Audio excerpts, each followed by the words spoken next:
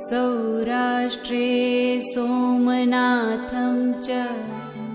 श्रीशैले मल्लिकार्जुनम्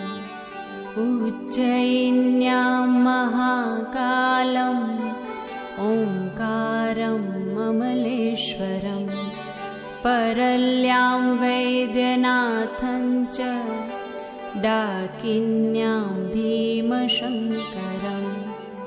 सेतुबन्धे तु रामेशं नागेशं दारुकावने वाराणस्यां तु विश्वेशं त्र्यम्बकं गौतमीतटे हिमालये तु केदारं घुष्मेशं च शिवालये एतानि ज्योतिर्लिङ्गानि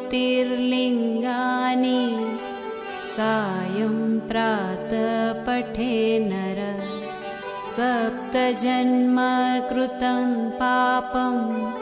स्मरणेन विनश्यति।